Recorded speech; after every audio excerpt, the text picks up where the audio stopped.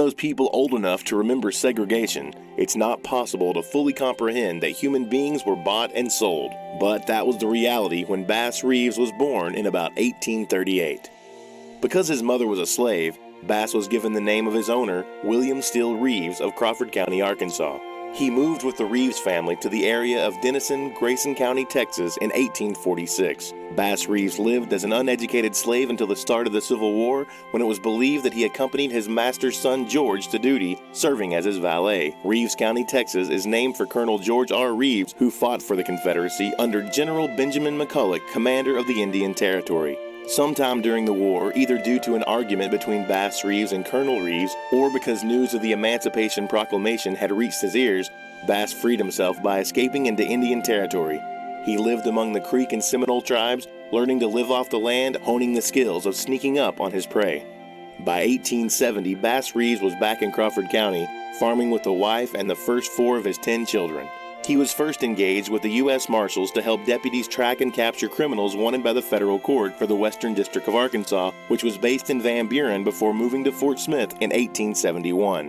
In 1875, Judge Isaac C. Parker was appointed federal judge of the Western District. Parker's first order of business was to appoint James S. Fagan as U.S. Marshal, instructing him to hire a large force of deputy marshals to cover the vast jurisdiction of the court, which included the Indian Territories. With his knowledge of the territories and the ability to speak several of its languages, Bass Reeves was named a deputy U.S. Marshal. In an age when the average height of a man was 5.5 feet tall, Bass Reeves was a towering figure at 6 foot 2 inches. Yet stories tell of his ability to disguise himself, slump in the saddle to appear smaller, even dress as a woman in order to catch the criminals he was chasing. Being a crack shot with either hand wasn't a bad skill to have either. Because he could neither read nor write, Reeves memorized his arrest warrants and was never known to arrest the wrong man. For all the 21 years Judge Parker presided in Fort Smith, Bass Reeves served as one of the most valuable deputy marshals, combing the 75,000 square mile jurisdiction that includes most of the present-day Oklahoma. In all of the service of the U.S. Marshals, a startling number of those killed in the line of duty died in this dangerous frontier. In newspaper accounts at the time of his death, it was noted that Reeves had never been wounded, although at different times his belt was shot in two, a button shot off his coat, his hat brim shot off, and the bridle reins which he held in his hands cut by a bullet. Bass continued as deputy marshal until retiring in 1907 at the age of 69. In his career, he arrested more than 3,000 felons and killed 14 men. Bass Reeves himself was tried and acquitted of killing a cook in his posse.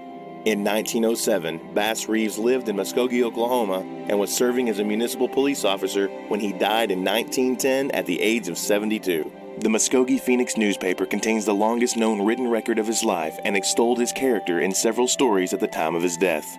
Even at a time when African Americans suffered from the bigotry and lesser regard, the language of his 1910 obituary implies Reeves was shown respect. Bass Reeves, Negro, was buried yesterday, and the funeral was attended by a large number of white people, men who in the early days knew the old deputy marshal and admired him as a faithful officer and respected him as an honest man. Bass Reeves was a unique character, absolutely fearless and knowing no master but duty. The placing of a writ in his hand for service meant that the letter of the law would be fulfilled, though his life paid the penalty. In the carrying out of his orders during his 32 years as Deputy United States Marshal in the old Indian Territory days, Bass Reeves faced death 100 times. Many desperate characters sought his life, yet the old man, even on the brink of his grave, went along the pathway of duty with the simple faith that some men have who believe that they are in the care of a special providence when they are doing right. Bass is dead. He was buried with high honors, and his name will be recorded in the archives of the courts as a faithful servant of the law and a brave officer. And it was fitting that such recognition was bestowed upon this man. It was fitting that, black or white, our people have the manhood to recognize character and faithfulness to duty.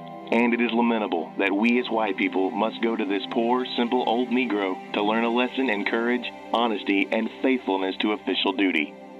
His burial was recorded in Agency Cemetery in Muskogee, but the location of his grave is unknown.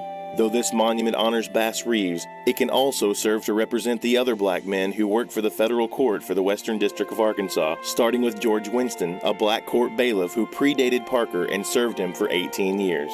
Other African Americans who served the court are Rufus Cannon, Bill Colbert, Neely Factory, Robert Fortune, John Garrett, Grant Johnson, Zeke Miller, Crowder Nix, and Ike Rogers.